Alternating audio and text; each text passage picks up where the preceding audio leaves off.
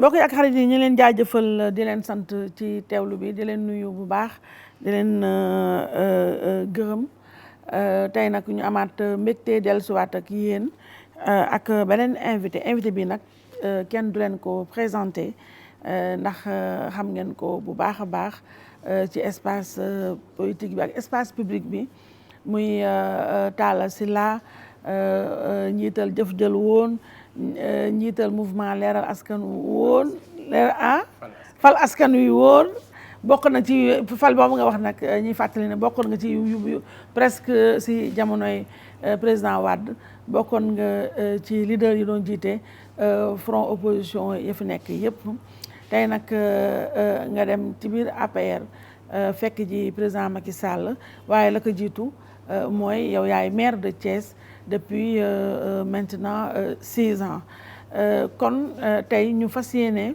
waxtaan ak moom ci actualité bi nga xam ne moo tegu ci table bi lëmbee jamono muy suppression 5 villes yi nga xam ne moo nekk ci réew mi moom mi mu bokk ci maire yu concerné yi muy maire de Thiès. ci beneen wàll nag Talla évidemment xaw nañ am fu ñu bokkee man ak moom mais foofu dama koy denc tuuti ndax bañ ko ma porter plainte monsieur le maire Talla Sylla ma gërëm la sant la ndax Thiès nga jógee yow bokk ci maire yi nga xam ne dañuy def école buissonnière wala maire buissonnière bu ñu week-end lañu fay dem dañuy dem seeni maire yi wala une fois tous les mois yow Thiès ci boppam nga dëkk te Thiès ngay ku la soxla Thiès ngay jógee yaa ñëwal sa bopp te yaa dawal sa bopp sa oto loolu tamit leneen la loo xam ne bettul kenn si yow na ndax yow ku ne xam ne ne anticonformiste nga sa yëfu bopp daal ngay demee donc monsieur le maire ma am mbégte dala laal ci émission bi gëj nga fay ñëw nag ñu bàyyi la nga nuyoog askan wi lay seetaan rawatina waa Thiès ñi nga xam ne ñu wóolu la doyloo nga ñu wóolu la doyloo nga doy leen ba ñu dénk la li gën a force ñoom muy seen maire yi dëkk soxna Aïssatou maa ngi lay nuyu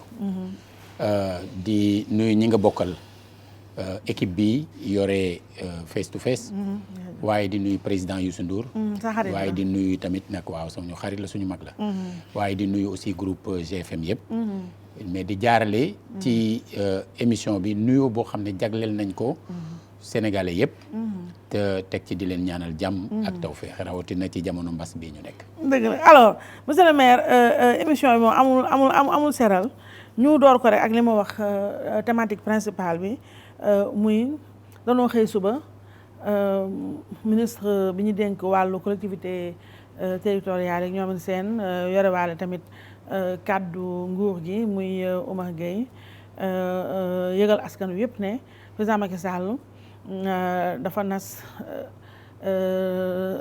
supprimer maanaam seeyal juróomi ville yi nga xam ne moom la Sénégal am ba ko jiitu di Dakar capitale bi toftal ci Pikine Guédiawaye Rufisque ak Thiès bi nga xam ne yaa jiite mairie ba fan yi nag ma dégg la yow contrairement ak ñu bëri ci classe politique bi rawatina ndax dégguma les maires concernés yu ñeenti villes yooyu muy Dakar Thiès Dakar Rufisque Pikine ak Guédiawaye dégguma leen yëg seen kàddu joxe seen xalaat ci lii mais yow comme d'habitude ni ma la waxee ne sa yoonu bopp nga jël yow yëkkati nga kàddu ànd ci lii nga xam ne moom la président Macky Sall nas muy tas sa mairie te gis naa tamit nga expliquer ko joxe rek xamal Sénégal yi tamit ne xalaat boobu yow ba nga ko amee yàgg na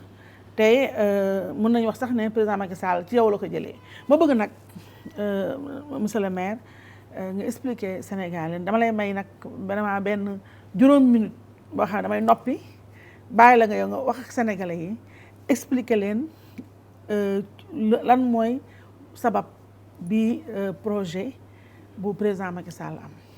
jërëjëf soxna Aïssatou li jiitu mooy ñu dalal yëf yi ndax ni mu tàmbalee dañ ko yóbbu ci politique maanaam bëgg a indi ne maanaam bu ñuy far juróomi ville yooyu en tant qu'institution maanaam ñu bëgg ne politique la alors que li ñu war a indi mooy ne taxawaloon juróomi ville yooyu mooy politique il faut ñu gis loolu Sénégal ñun ñëpp xam nañ ne dafa am fukki région ak ñeent ci wàllu administration territoriale am ñeent fukki département ak juróom loolu mooy bu ñu wàññeegul Kër Massar ci biir loolu ñooñu ko jiite di ay gouverneur ki préfet ba ci sous-préfet yi ñooñu président ginnaaw biñ ko falee moo leen di tabb maanaam nommé ñuy wax déconcentration mu am leneen loo xam ne moom lañ tuddee décentralisation mu am ay sañ-sañ yoo xam ne li ñuy tuddee état te ñenn ñi di wax nguur gi te baat boobu sax gënaluma ndax nguur moom benn am te yàllaa ko yor maay li ñuy wax état yëlbu am yenn yu mu dindeendi teg ko ci loxo gox-goxaan yi ngir mu gën a jege doomu aadama yi yooye nag ña koy doxal kenn tabbu leen maanaam kenn nomewu leen dañ leen di fal askan waa leen di fal alors bi loolu amee mu am tamit 2014 ñu commencé jëfe la ñu xaatimoon 2013 muy li ñuy tuddee acte 3 ñu ni léegi dootul am communauté rurale fii commune fële léegi dañuy def communalisation intégrale maanaam ay commune ñooy am à côté des communes mu am département tey boo jëlee article 1er bi nga xam moo nekk ci code général des collectivités locales lañ daan wax après ñuy def territorial léegi li mu ëmb mooy loolu mooy dina am commune am département waaye dafa am chapitre bu ñu tuddee chapitre 5 chapitre 5 boobu daf ciy wax ne disposition relative à la ville lan mooy lan article 167 la tàmbale loola jëm ba article 187 article 167 bi mooy wax ne man ngaa fekk ay commune comme nga fekk Touba Toul Ndiéyène Sirax Xombol Ngunjaan Ceneba nga ni yii day ñoo dend daanaka ñoo nuroo ay jafe-jafe bokk ay problème te kenn ci ñoom munta saafara ay jafe-jafeem ñu ne nañ dajale seeni doole ngir man créer benn ville bu leen ëmb ñuy doxal loo xam ne ñoom ñëpp seen njariñ lay doon waaye dañoo bind ci toujours loolu ci boo demee article 185 bi ñuy wax fan lay jëlee liy dugg ci nafaam ville bi lañ ca mujjee daanaka mooy ne communes yooyu ndegam ñoo dajalee seen doole ñoom ñooy contribuer au budget de la ville pour doxal ko mais xam nga dans la réalité ça ne se passe pas comme ça alors au départ il faut d'abord comprendre loolu Sénégal juróomi téeméer ak juróom fukk ak ñaar ci ay communes ñoo fi ne 552 mais 552 yooyu 46 maanaam ñeent fukk ak juróom benn kese ñoo ci nekk ci juróomi ville yooyu mais 506 ya ca des mu juróomi téeméer ak juróom benn ci ay communes Sénégal nekkuñu ci ville donc débat bi mi ngi concerner d'abord ñeent fukk yooyu ak juróom benn yi nga xam ne maanaam politique en 96 moo sosoon loolu ci Ndakaaru capitale mais politique moo sos loolu it ci Thiès en 2008 boobu président Wade dafi nekk donc ñaari régime yu succédé woon ti muy régime mu PS bi fi newoon moo bu njëkk bi créé commune d'arrondissement yi nekkoon Dakar léegi régime mu président Wade ñëw créé loolu ca Thiès bu ci nekk nag politique ko la kon tey su fekkee ne dañoo bëgg waxtaan ci loolu li xale yi naan bal à terre dañ koy indiwaat dalal yëf yi ñu xool luy njariñ ak luy yàq yàlla dafa dogal man ma nekk maire Thiès juróom benni at donc am na lu ma fa jàngat am lu ma fa gis ma seetlu ne contrairement ak Dakar bi ñu defee li ñuy tuddee dévolution du patrimoine maanaam tey bi nga xamante ne jóge nañu ci ville bi amoon ay commune d'arrondissement ci biir en 2014 jëm ci ville boo xam ne ay commune a ci nekk dañ ne ville ba fi newoon day jël alalam séddalewaat ko lenn li mu téye lenn li communes yi jël ko Thiès li ëpp ci li nekkoon alalu ville bi ak fa mu daan jëlee alal maanaam dafa nekk ci loxo communes yi mu indi coow ba lu ci bëri ñu am ay recours ñu dem ba IGE ci boppam ñëw gëstu yu bëri jox ñu si dëgg ne war nañ ko xoolaat ndax benn gare routière moo am Thiès te benn commune a ko yor te pourtant ñëpp la concerné benn marché central moo nekk Thiès benn commune a ko yor te ñëpp fay dugal seen koppar muy jariñ benn commune xam nga yooyu indi ay coow kon xam nga kon problème amoon na te yegsee gu ñu woon fii pour saafara loolu ñu nekk ci xalaat dama njëkkoon xalaat ne nañu delloo si commune u Thiès maanaam tey au lieu ñuy wax ville de Thiès nañ ne commune u Thiès parce que commune u Thiès ville du Thiès juddoowul ci dajale ay commune yu existé woon boole seen doole dañoo jël benn commune bu existé woon tas ko ñett ba pare ne nañ ko boolewaat xam nga loolu amul sens Aïssatou loolu moo jur ville de Thiès ville de Dakar bi histoire am dégg nga ko plusieurs fois lu mel noonu moo ko jur ci biir parti socialiste seen coordination yi ñu amoon benn moment comme dañu perdroon élection législative yi en 93 ñu tasaare yëf yi organiser waat ngir mën a seet nu ñu koy jotaate alors lu mel noonu nag su fekkee dafa am dañuy jàngat tey citoyen ba dëkk Louga moom mënut a nekk maire de ville mënut a nekk conseil de ville pourquoi parce que commune am bokkul ci ville kon xam nga am na droit bu ki dëkk Dakar am ku dëkk Thiès am ko ku Pikine Guédiawaye ak Rufisque te moom amu ko donc tey débat bi dafa war a nekk ci ne bu fekkee da ngaa jël Dakar ville bi département bi la nga jël Pikine ville bi département bi la nga jël Guédiawaye ville bi département bi la te article 28 bi nekk ci code bi général des collectivités territoriales dafa wax ne bu ville territoire am maanaam dëppoo ak territoire département bi lépp loo xam ne sañ-sañu conseil départemental la woon ville bi moo koy doxal kon li muy tekki mooy lan mooy tey ville de Dakar dañuy wax baatu ville bi mais conseil départemental de Dakar la en même temps ville de Pikine conseil départemental de Pikine la en même temps ville de Guédiawaye conseil départemental la en même temps d'ailleurs soo demee Guédiawaye ci maire bi nga seet indemnité am nga dem Dakar nga xool maire bi indemnité am nga xool Pikine donc Pikine Guédiawaye et Dakar ñooñu ñëpp ña ko jiite seen indemnité mi ngi tolloo ak indemnité wu président wu conseil départemental. ñoom ñoo ëppale yow. ñoo ma ëppale man kon moo lay te maire de ville la ñoo ëppale aussi maire au Rufisque parce que foofu mais ville ba dëppoowul ak département bi. lu muy tekki mooy lan mooy tey buñ la waxee ni la juróomi ville yooyu dañ leen di supprimer lan lay tekki mooy turu ville boobu mooy dañ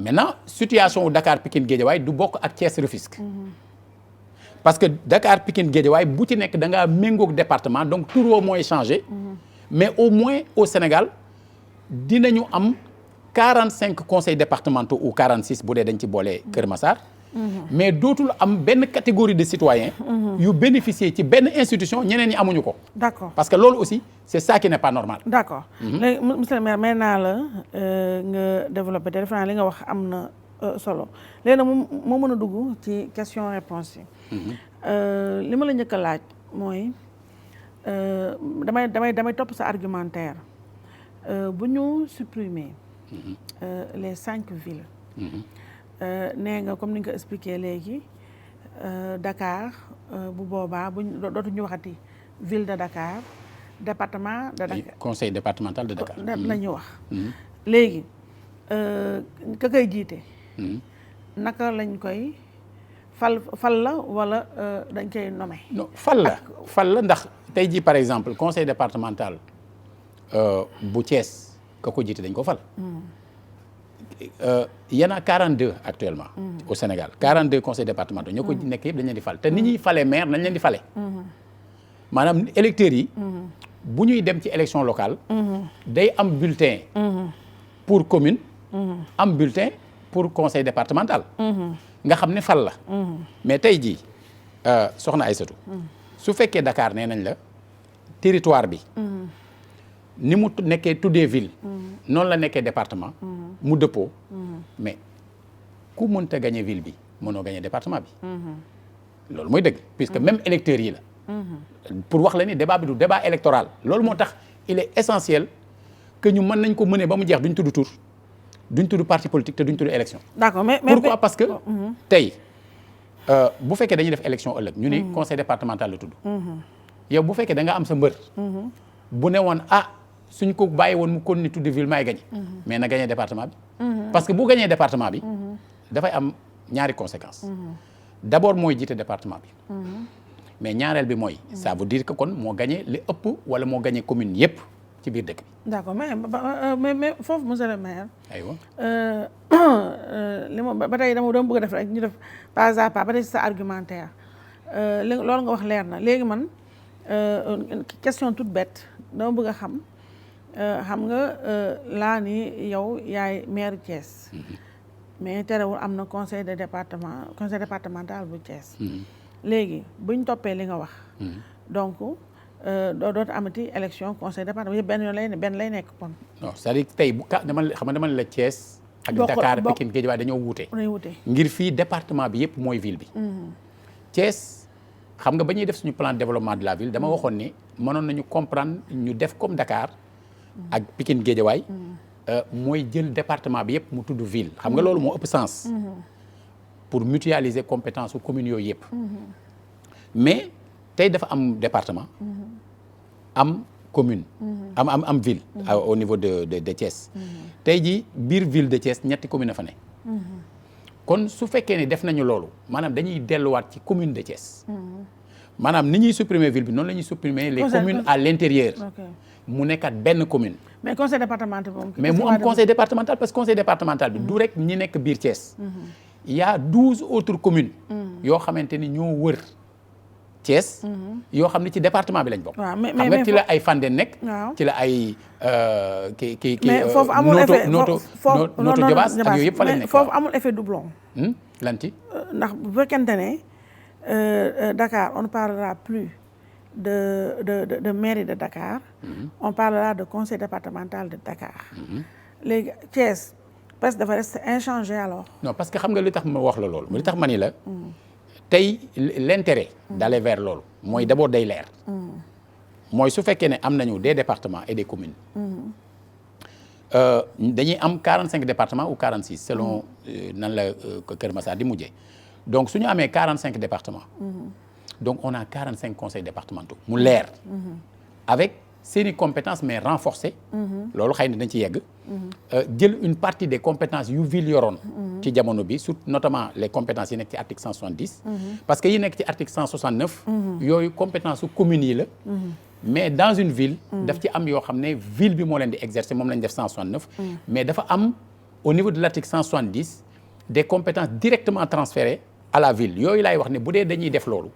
yooyu dañ leen di jël jox leen conseil départemental mu renforcer ko. mais dans le cas de Thiès. dañuy dajalewaat commune u Thiès. mu nekkaat commune. et la même opération mën na am à Rufisque dans la mesure où Thiès ak Rufisque ñoo bokk situation. d'accord ba tey dernière question ci sa argumentaire mooy xam nga waxoon nañ fi ne en tout cas c'est même acté que léegi maire yeeg yi ni mel dañ leen di élire au suffrage direct. voilà donc ba tey bu nu suivre sa logique. bu ñu appellation bi changé. au lieu de ville on parle maintenant de conseil départemental. oui. qui jiite donc le président du conseil départemental. sera aussi élu au suffrage direct. oui. voilà léegi loolu leer na maintenant nag ma ñëw nag Talla ci bëgguma ko tuddee contre argumentaire mais xaw na nu nag lu ni mel xam nga là où le bas blesse. mooy d'abord. yow li nga wax nii li nga argumenté nii xel dégg na ko mais xam nga yow décidé woo dara wóoruñu ne yow ni nga ko waxee nii noonu la ko waaj mag jee nekk Rum wala Mermoz moo xam noonu la ko nar a nasee ni nga ko waxee nii ute na lool ak ministre ba ñu dénk wàll wi na mu ko waxee loolu ñaar la ñett wala tontu ma si ñaari bala maa avancé. waaw xam nga tey jii ñun ban firnde la ñu mën a am. wala yow da ngaa waxtaan ngeen waaju mag ji. waaw ba mu ne la. waaw kooku suñu président la. waaw si suñu président la. mais dama bëgg a wax ni. ci lii nii fi ñu toll nii moom mais ci lii nii moom laa lay dafa sérieux ci wàllu woowu. waaw xam nga tey suñuy waxtaan. ci wàllu ville. li tax ma naan nañu dalal yëf yi. su fekkee ni nit ñi. njeexital bi rek moo leen intéressé. te ñu jàpp ne ñenn ñi ciy waxee nenn ni. ci wàllu politique que président dafa ñoom dañoo jàpp ne président Kaam mënul gagner dëkk yooyu. moo tax mu ne nañ ko tudde neneen nudul ville. mais ñooñu war nañu xam ne ci biir code bi. dafa am lu ñu tuddee intercommunalité. xam nga ville ci boppam. intercommunalité la woon. ville ci boppam intercommunalité la woon. maanaam ay communes yu ñu dajale. pour mutualiser seen compétences. waaw mais booba décret moo leen di sos. ville yooyu. waaw nga xam ci ndogal bi ci président la jóge. waaw mais tey intercommunalité tey jii par exemple keneen bu gagné woon département Dakar. maanaam gagné waale communes yi nekk ci biir. mais kon dara teewu ko mu dajale communes yi benn bu ci nekk def délibération. ñoom ñu recréer la ville. parce que non dama lay wax rek ni. kon bu fekkee ne loolu la. non dama lay indil rek ne la. secrétaire tontu ko am ci loolu. man sama tontu sama laaj. non maa ngi ñëw ci loolu. dama la bëgg a indil li nga wax nii. li nga yow ni nga ko leeralee nii ci wàllu dogal. nga xam ne yow pour yow da nga wax ne da nga exclure le côté politicien. dama ko est-ce que Birima je veux dire président Macky Sall est-ce que moom noonu yéen ñaar da ngeen ci waxtaan. wala parce que ñun Sénégalais yi ñun askan wi ñun amuñu benn firnde amul dara lu génn bu ñu wax ne. yow nii nga ko waxee moom noonu la ko xalaatee xam nga ba léegi nii dégg goo président Macky Sall wax si. mais moom kay am na ay. moom dafa yéen ay ballon de sonde rek ay sondeur la non xam nga loolu yéen yéen a gisee noonu. tey jii président rôle am mooy déglu ñëpp. xam nga déglu nga grand serigne. de Dakar. mu wax lu leer. waaw di grand serigne Dakar ci majorité présidentielle bi la bokk. may wax na xalaat. non waaw mais moo lay won ni la ci waxtaan lañ nekk. génn xalaat nag. mais waxtaan bi nag waru woon génn waxtaan bi la ko yàq mooy. waaw mais xam nga tey ni ñu ko tasee ci mbedd mi. xam nga tey xëy suba bettu ñu dal suñu kaw. ak lu mënti xew. ak lu mënti xew. mais ñi ngi ciy waxtaan te génn na. d'accord xam nga kon li important. xam nga wolof day wax ne jàndu romb ba pare ñu topp ci watat way dóor. xam nga tey ji génn na. kon ñi ngi waxtaan. mais dama leen le fait que grand serigne de Dakar. Abdoulaye Matar Diop. am na ci moom. kii waaw mais moo lay wan ni la c'est un débat. non dama lay wax may ma rek ma ñëw. le débat est pollué par avance. non waaw mais loolu. débat bi dafay yàqu. non njëlbeen ba la débat bi yàqu loolu moo waral su ma nee. nañu dalal yëf yi c'est parce que justement dalul. d'accord naa ak yow ci loolu. maintenant ñun suñu intérêt. mooy fexe citoyens sénégalais yi nga xam ne ñoom moom yëf yi. la souveraineté appartient au peuple sañ-sañ bi askan wi moo ko moom te moo koy dénkaane. wala mu doxalal ko boppam ci référendum. waaye dañ ci teg ne amul benn doomu aadama ci réew mi. wala benn pàcc. ci réew mi bu mën a aakimoo sañ-sañ boobu. donc à partir de ce moment là le dernier mot toujours citoyens yi ñoo ko moom. maintenant ci biir non may ma rek ma ñëw may ma ñëw xam nga tey.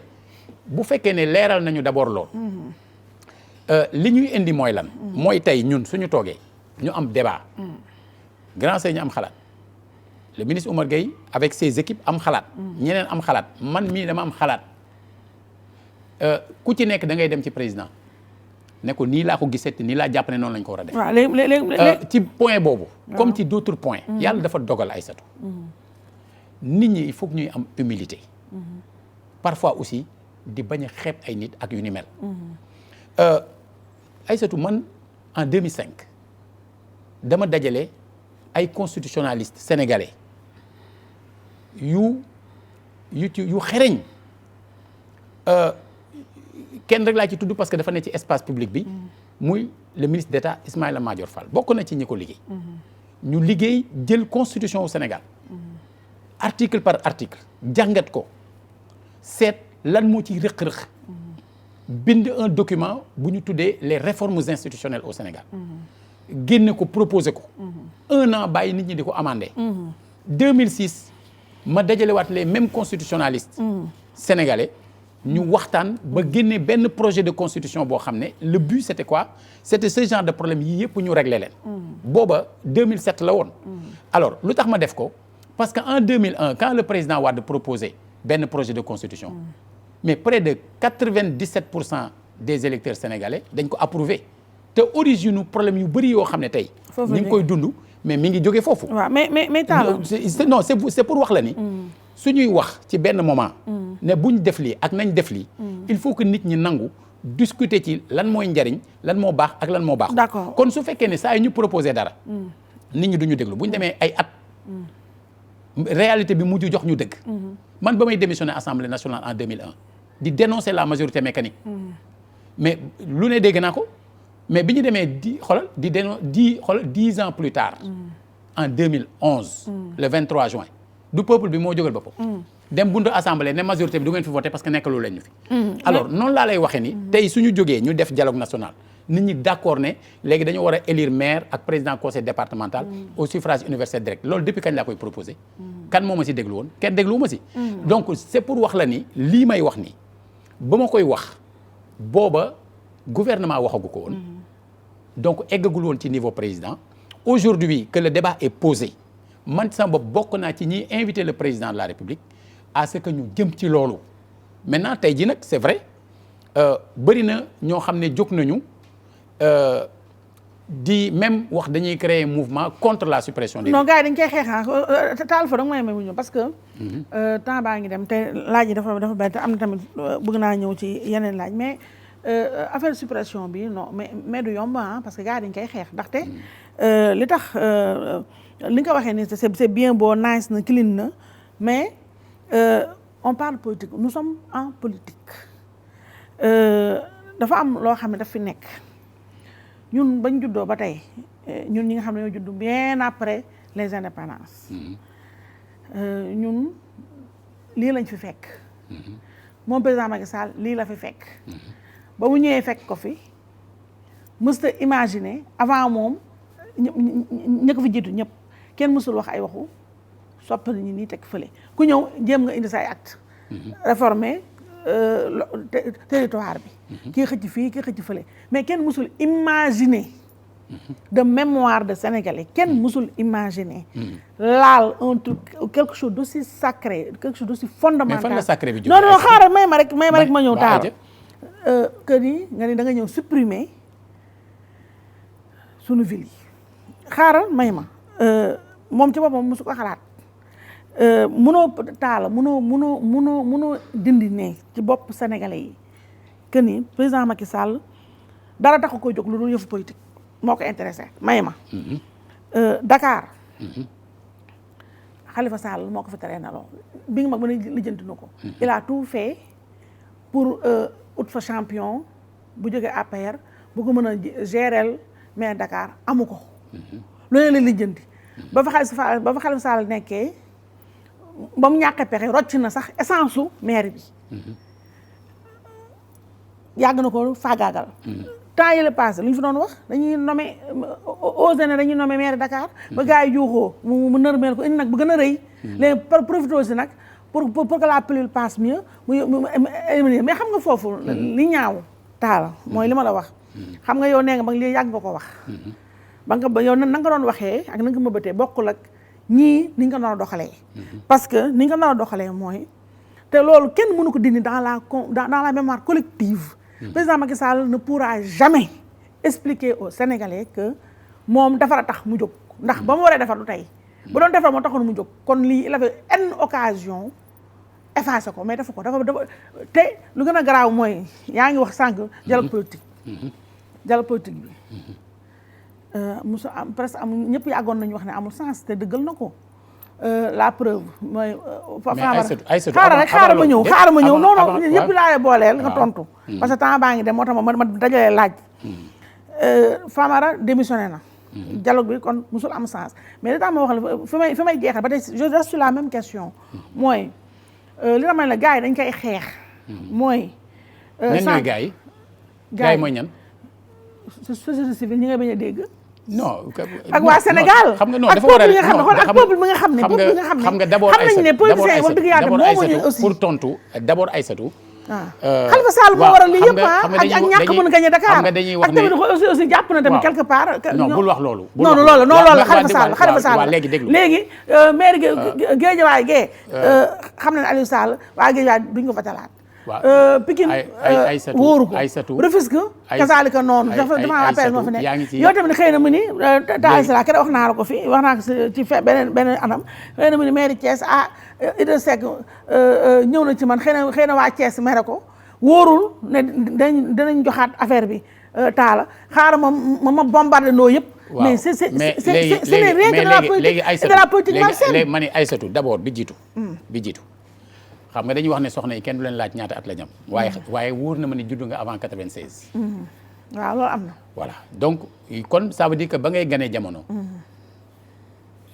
yii ngay défendre amuñu benn existé wu ci 96 laa la ni politique maanaam nguur bi fi newoon moo fi sos yooyu politique pour politique fin 2008 ville de Thiès li ñuy tuddee nii ville de Thiès tamit politique moo ko sos ndax président Wade moo amoon ñetti kàngaamam mënul tànn ci ñoom ndem si yàlla si professeur Souran yàlla na suñu borom yokk yërmande ci moom nekkoon est zone est bi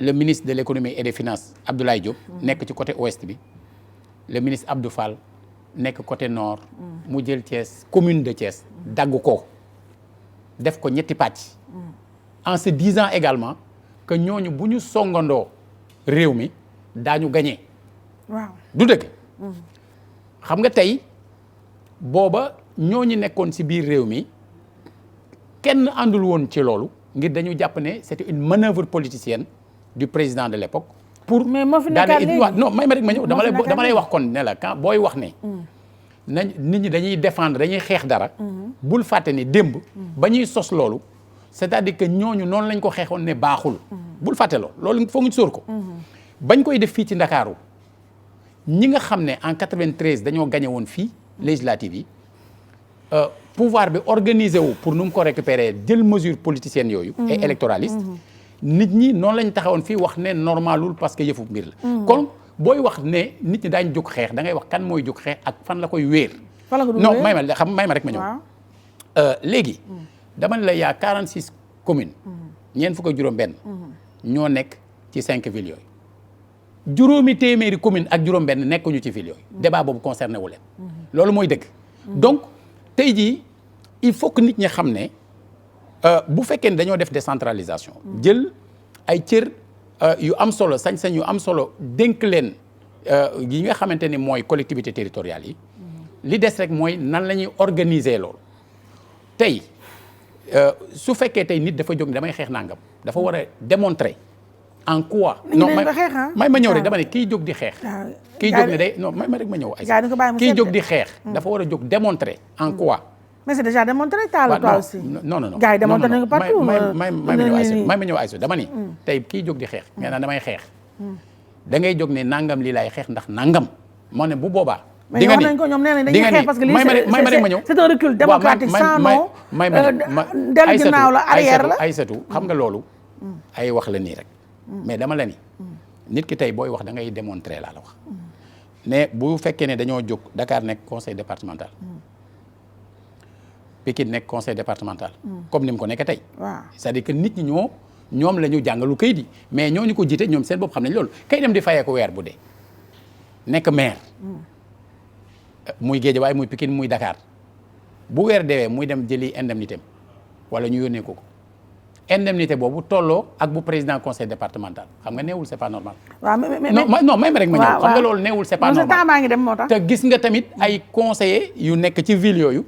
di réclamer pour am des indemnités de session comme ni ko conseillers départementaux yi amee un peu partout. yaa ngi dégg donc Aïssatou dama bëgg ne il faut sortir ci ñaari yëf débat politique ak débat électoraliste parce que tey su doon débat électoraliste dama ne la tey naka la nit war a mën a gagner ville te mënut a gagner département bi alors que la ville correspond au département xam nga loolu amul sens waaw léegi wuy ma taal léegi ne gars yi ne li ñu des ay moins de 10 minutes léegi taf question réponse léegi dama posé nga ne ma waaw wala déet waaw honnêtement sa aqulaay taala yow taala mairie Thiès bi élection locale bu amaatee yow wóor na la ne di nga ko gagné. mais kenn koo xam ne wóor la ne di nga fekk suba mën ngaa taxaw ne wóor naa ne dinaa gagné nangam. xam nga dama laaj la loolu. waaw xam nga dama laaj la loolu mooy est-ce que. nit day dox ci yaakaar. nit yow li nga yaakaar mooy dañ la voté. liggéey bañ fa def. waaw bien sûr lu bëri avec ndimbalu président de la République bien sûr. puisque tey ñëpp xam nañ la ville de Thiès amatul yenn moyens yi mais kon suñu fexee ba am plus de 10 kilomètres de route. ci biir Thiès. am plus de 2000 lampadaires solaires. tey jii ci wàllu assainissement ñu def fa lu bëri ñi ngi tabax kër xale yi pour régler définitivement problème mu xale yooyu di taxawaalu si mbedd mi. waxuma affaire daara de xale yi taxawaalu si mbedd mi laa wax. ñi ngi tabax centre de gériatrie avec l'appui de la fondation Sonatel. alors tey jii ñi ngi ci biir dëkk ba di def adduction d'eau pour 23 quartiers non desservis. avec l'appui bien sûr de l'État du Sénégal parce que noonu la mbir mi demee. le maire est responsable de la mise en œuvre dans sa ville de la politique de développement économique et social. donc su fekkee ne yow tey da nga liggéey yow li nga bu fekkee liggéey nga nit ñi li ñuy xaar ci yow lu ñu ne yaa ngi ceeg ñoom xoolal lu ñu ne nga ne ceeg ñoom. nga teew yaa ngi dégg. lu ñu ne nga ne ceeg ñoom. war ngaa mën a am yaakaar waaye nag mbirum pal laa la wax ni xoolal gis nga bu yàlla ne yow la kenn mënul tee mu nekk mais mu ne du yow kenn mënul tax mais xam nga sama loolu mooy yàlla moom da nga koy bàyyi ak mbiram rek xam nga Idrissa Seck ku ne xam na ne presque moo la teg ci mairie ba. waaw da ngay bàyyi wax jooju. parce que xam nga da nga ne amatoo temps bu bëri. xam nga loolu xam nga méta loolu la ma la si naqari loolu moom moo am dama ni loolu amul te aujourd'hui xam nga ne Sénégal quand même dañuy mere Idrissa Seck est-ce que waa Thiès li nga xam dafa nekkoon benn fief infranchissable est-ce que nekkul aujourd'hui yow taal wóor na la ne waa Thiès yi mere Idrissa Seck ndax lëngoo gi lëngoo Macky Sall et que duñu la voté xam nga yow yaa ngi bëgg a nekk l'électorat de Thiès xam nga boo bëggee xam ne waa Thiès laaj da nga leen koy laaj waa Thiès mais yow doo décider pour waa Thiès parce que boo waxee yow kay yaa le premier Thiessois xam nga man je fais pas partie des arrogants waaw man j'ai le plus profond respect pour les électeurs waaw ak lu ma mënti liggéey ak lu ma mënti jege askan wi te tu ne trouveras pas un maire boo xam ne gën na ma présent wala gën na jege askan wi wala ci wàllu bilan maanaam diggante Senghor moo fa nekkoon en 1956 waaw jóge fa en 1960 comme maire non dama lay wax ni maa bëggul a dugg ci débat boo xam ne dafay indi polémique bëgguma dugg ci débat mais la moo nag wala yaa des yéen a bokk langue moo tax mu naqare la da ngeen allié léegi 2014 nous étions alliés yow Idrissa Seck dañu amoon alliance déedéet bul tudd Talla ak Idrissa non man dama tudd yow dama naan tudd man dama ne la y avait une alliance bu tudd ànd defar Thiès bu am fukki organisation ak juróom PDS ci la bokkoon waaw mais Idrissa Seck moo locomotive man la PDS ci la bokkoon waaw Idrissa Seck moo doon locomotive bi waaw léegi est-ce que xam nga ni Thiès département Thiès fukki commune la ak juróom. may ma rek non dama lay tontu mais il faut nga déglu loolu. département Thiès fukki commune la ak juróom. ànd defar Thiès ñeent la ci gagné. xam nga lu tax kon ñun ñu jël présidence du conseil départemental. c'est parce que nous étions alliés au PDS. parce que à l'échelle départementale. mais aux communes yi nga xam ne. nous n'étions pas alliés au PDS le PDS a gagné yi Benno gagné yi ci des. non c'est pour wax la ni. mais yow est-ce que da ngaa dégg waa PDS. di wax ne ñoom ñoo fa teg Idrissa Seck déggoo loolu de. parce que nous étions alliés. c'est-à-dire que la logique d'une alliance. comme fii à Dakar. en 2009. Benno bi nga xam ne yàlla mayoon na mu jaaree ci man. taxawaayam nga xam ne la première réunion de Benno man maa ko présider. le feu Amath Dansokho yàlla na ko yàlla yërëm. amiin mais loolu ba mu amee ñu jóg songandoo candidature waa PDS mais bien sûr Khalifa Sall moo nekkoon tête de liste les gens ont voté pour Benno Khalifa Sall nekk maire. mais Talla tu ne peux pas non dama la bëgg a wax ne alliance tu ne peux pas nier que bu doon Idrissa Seck kon doo nekk maire Thiès. non xoolal baat boobu laay bëgg ñu teg ko ci suuf. pourquoi dama laa wax ni yàlla mooy fal di ko jaarale ci ay nit. mais j'ai dit ci biir alliance bi moom réew mi était la principale force. de ànd defar Thiès et je l'ai dit plusieurs fois. mais xam nga soo ñëwee wax diw la fi teg. da ngay fausser le débat. nekkuñu ci loolu. aujourd'hui ñu ngi jëm ci beneen réalité. non aujourd'hui ñu ngi jëm ci yeneen réalité. fii ak élection locale yi di am. réalité yooyu kenn xamu ko kañ lay am non waaw on sait pas kañ lay am mais bul fàtte ni l'opposition quand même dans le cadre du dialogue dafa demander audit du fichier bi demander évaluation du processus électoral de 2016 référendum bi à la présidentielle de 2019 loolu ça va prendre avec les cabinets yi ñu jël 4 mois 120 jours maintenant loolu soo ko xoolee dafa am des opérations incompressibles yoo xam ne mënul ñàkk say bu ñooñ defee ba pare gars yi war defaraat code électoral bi ñi nga xam ne 2019 amuñu woon atu voté te am droit voté ñooñu dañ leen di enrôler mais pour ñu enrôler leen temps bi muy jël ensuite nga jël ne 85 jours au moins avant ñuy voté maanaam liste yi dañ leen di déposer muy presque 3 mois loolu mënuloo ko am élection fii avant fin 2021 non avant fin c'est que Talla yow oui ma loolu Talla tu veux défendre l'indéfendable lu leer mooy léegi nan la élection mën a nekkee avant non quand wax la xam nan la lu leer mooy président Macky Sall dafa préparé lijjantiwul mais yow imaginé wul dafa organiser ay élection locale tant que supprimé wul ville yi tant que leeru ko ne bu ko organiser dana gagné loolu la mais li nga bëgg expliquer lan mooy sa problème président Macky Sall mais yow li ñu wax ni mais mën nañ ko ba mu yegg te duñ ko ci tudd non xam normalement Talla normalement sax man waruma répondre mais je réponds à ta question man sama problème ak président Macky Sall mooy dafa bëgg nërmee suñu démocratie. non xam nga yow da nga bëgg a nekk l'avocat du diable man je ne comprends pas Talla. xam nga du ma la tontu man ci loolu. dama lay wax rek ni la lii ñuy wax nii affaire élection yi. mais pourquoi yow doo demander opposition bi nga xam ne ñooy laaj audit du fichier te audit du fichier amoon en 2018. ba pare conclure ci ne plus de 98% du fichier était fiable. Pourquoi doo leen wax ñu renoncer à cette demande su ñu renoncer woon à cette demande aujourd'hui on ne serait plus dans une situation boo xam ne tant que loolu defuñu ko élection yi du mën a d'accord léegi il me reste ma ñëw si benn affaire Talla je veux que tu me répondes ni ma la xamee sincèrement Idrissa Seck aujourd'hui fekk si na la ci mouvance présidentielle bi on se rappelle passe d'armes bi ngeen amoon yéen ñaar par personne et par presse interposée ñoom Idrissa ñu lay dóor xeer ne li tax ànd bi ñagas mooy dañ laa jàppale ba nga falu nga pes leen dem ànd ak président Macky Sall léegi ñoo la fekk si gis naa sax ba Idrissa ñëwee def nga benn poste woo naa sa ba ma ko liiree nga def benn poste xaw a xam nga si yow bienvenue sa bienvenue ba xaaral ma ñëw sa bienvenue ba nga wax ko xaw a am loo brossa léegi man laaj bi ma la bëgg a laaj mooy Idrissa aujourd'hui yéen a bokk camp moom la doon xas démb yéen a bokk camp tey yéen ñaar kañ ngeen gëj a déggoo wala gisante ba mu ñëwee ba léegi est-ce que président Macky Sall je sais que recevoir na la dans la foulée est-ce que nee na la Talla dafa bal à terre Idrissa léegi maa xam moom comme mburoog soow dégg nga ànd tuur naan wala ànd tuur ak aussi aujourd'hui Talla qui a eu raison sur l'autre honnêtement objectivement de toi entre toi et Idrissa Seck. D'abord xam nga dafa am je sais que beaucoup de gens se trompent dañu juum ci séquence yi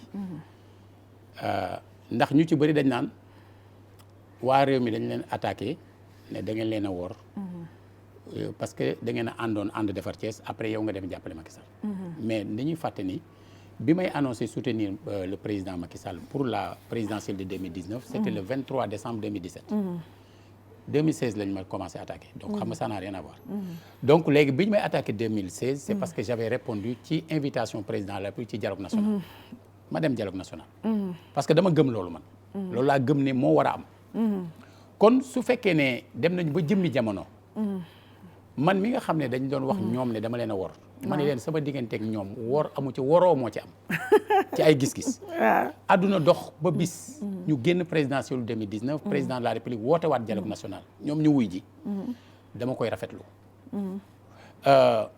parce que ay maa amoon dëgg boobu man néewuma ci yooyu xam nga li am importance mooy nit dem ba bis gis ne li mu nekkoon du noonu et que jamono ñëw na ba tollu fenn foo xam ne lii la situation bi laaj ñi ngi ci contexte boo xam ne terrorisme moo nekk ci àdduna bi ñi ngi ci contexte boo xam ne feebar bu kenn xamul fan lay yem mbas mu kenn xamul fan lay yem non man waxuma voix officielle maa ngi ñëw dama ni loolu bu amee ci contexte boobu ñoom ñu wuyu ji ñuy def dialogue national boo xam ne ci côté politique il y avait 27 points ñu déggoo sur les 25 ñu déggoo sur les 25 ba ñoom président waxtaan ak ñoom ba ñu déggoo ba nekk ci biir benn mouvance dama ko rafetlu maintenant président de la République woote na daje waaw yee gis naa ñu bind journée yi way le président de la République a reçu Talla Sylla yooyu dañu juum parce que non dañu juum puisque man bokkuma woon si ñooñu muy recevoir puisque man dama koy gis tout le temps du dëgg donc loolu nit a bind loolu rek gars yi reprendre loolu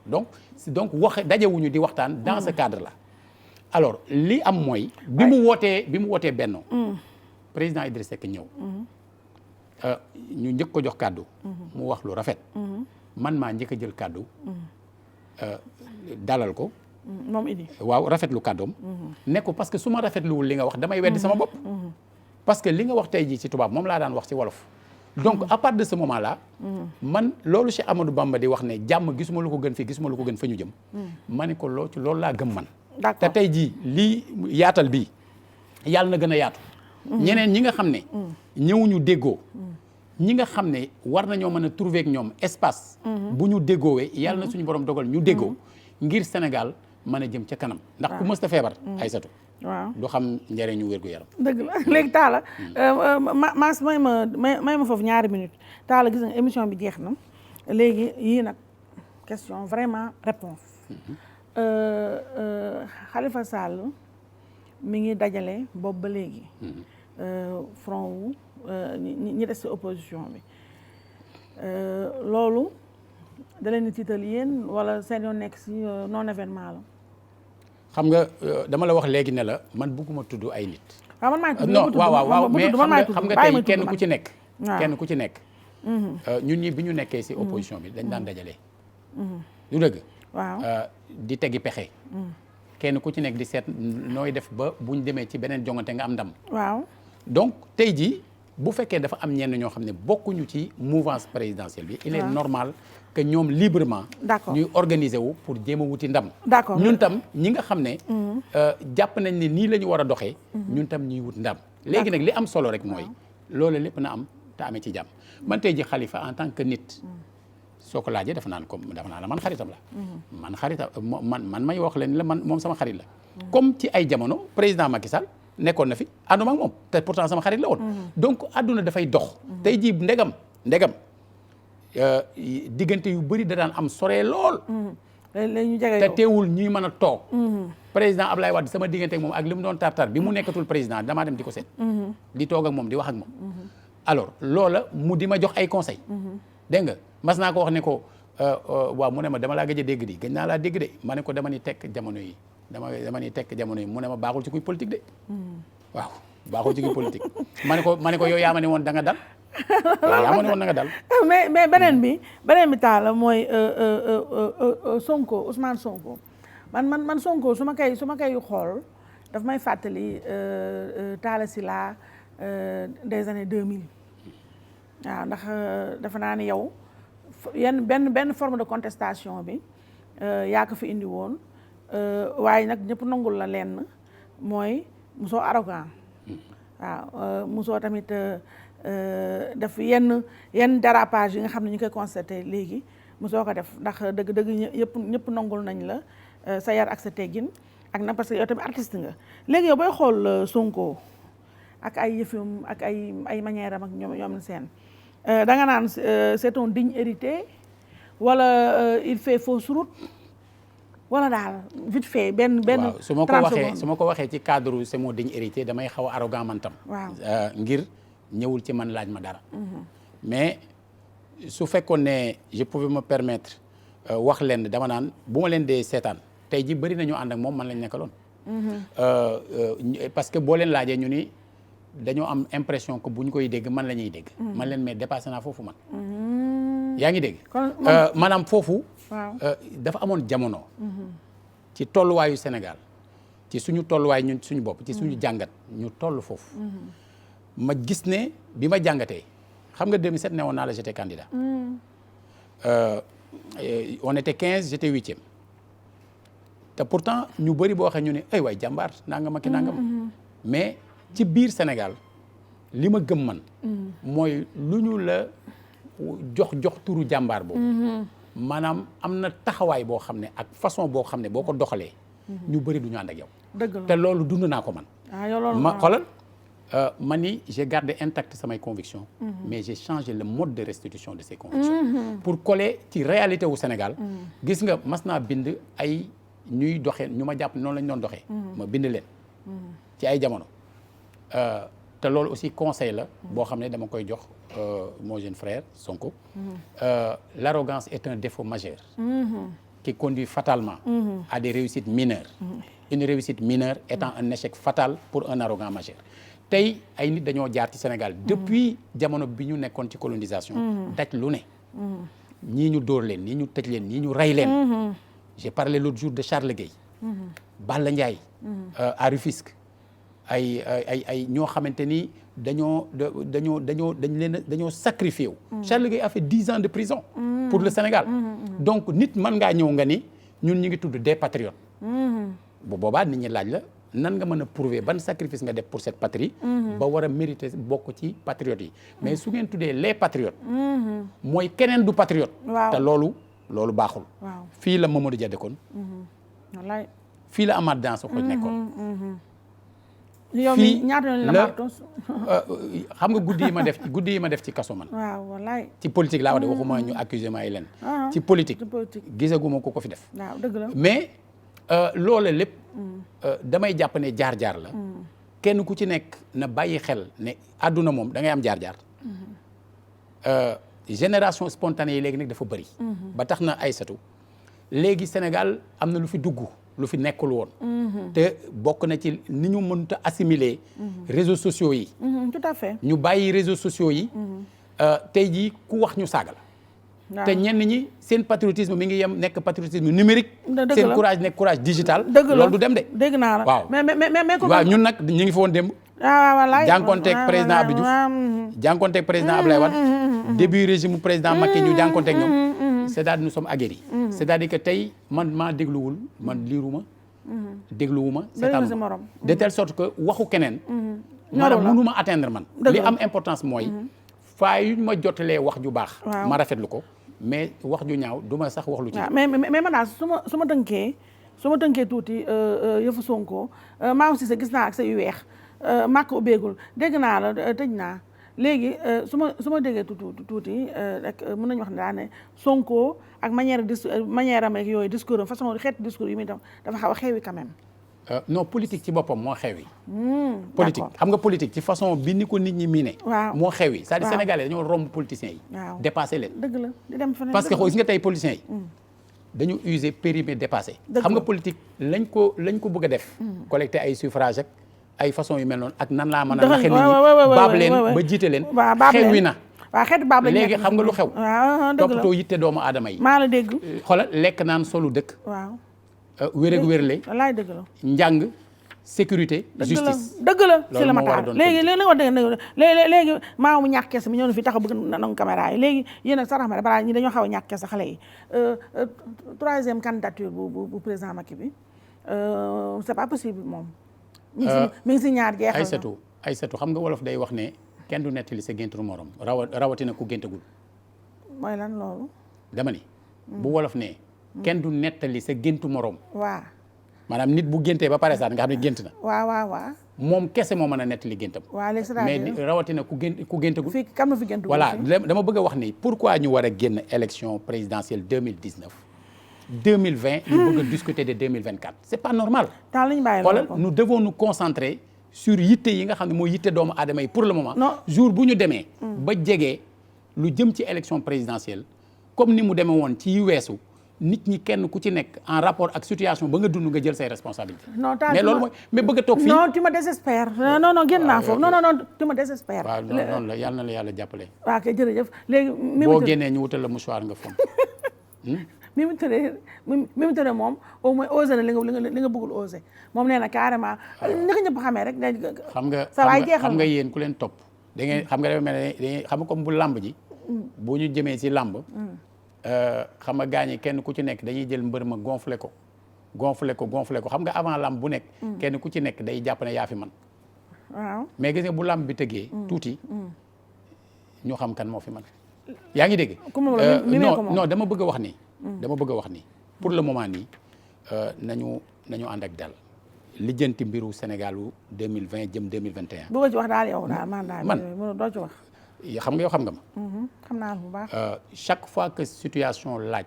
jël ay responsabilités dama ko mës a def. mais pour yow jotagul daal. mais moment bi ñu toll nii. waaw moment boobu wax boobu dafa posé wul. d'accord léegi mais Tall je sais que maintenant tu es fermement dans l'APR mais quand même n'empêche que sa ambition présidentielle yi moom kii wuloo ko. faagaagaloo mais mënuma laa wax li ma la wax léegi ba pare di la tontu. waaw d'accord je comprends léegi dernière question de cette émission Mawo li ngay ñaax kersa Covid 19 bi. deuxième vague bi chaque jour ay 100 morts nangam 100 astafurlah 100 cas ay nangami morts ak ñoomin seen ba gis nga mesures yi nga jël fin bu ñu doon ma nax yow suñu masque mesures yi kii waaj a remplacé kii Aly Ngouille kii Diome Antoine Diome artistes yi ñu mer nañu sunu mbokk waa jàng bi ñoom itamit ndax fête fin d'année yi ak sportif yi foofu loolu mën a wax rek tuuti rek ñu tëj émission bi.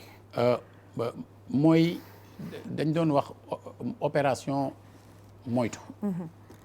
waaw. xam nga ñun def nañu Thiès opération waañu daara di xeex mbir mi. waaw def nga ci lu rëy dundal fukki junniy taalibe par jour ak juróomi junni ak juróom-benni téeméer ak juróom fukk. dëgg la loolu lépp ci mbir mi. mais bi ñu demee ba ñu mesure ñu yolomal leen. j'avais dit jeexagul. loolu ku seet di ci archive yi di nga ko gis. na ñëpp moytu. parce que loo xam ne moo wàcce woon avion yi. te aj màkka am. tëj stade yi. mais vraiment lépp lu nga xamante ne da daan am tey jigéen jural sax ñenn ñi nekk ci business. lu bëri mënatul dox. dëgg la dañuy xam ne lu sérieux la lu dëggu la. dëgg la pour le moment nii li importance mooy kenn ku nekk. ca lay wàllam. na fexe ba matukaay ya mu war a jël. mu jël leen. dëgg la bu fekkoon ne kenn ku ci nekk rek da ngay seet li nga bëgg. kenn du takk masque. dëgg la mais dañu toll ci jamono boo xam ne ku ne dafa war a aar boppam. aar ñi ci des. dëgg la soxlawul ñuy jël communication wu tubaab yi. di wax toogal sa kër. mais day wax toog naa sama kër. xam nga kenn mënu la ko reprocher. déedéet. au lieu ngay wax nit ki sori ma dama naa ko sori naa la parce que wóoluwuma sama bopp. voilà wóoruma ni am naa ko. tout à fait donc dama lay sori maanaam yow boo soree nit ki. ne ko da nga koy protéger moom.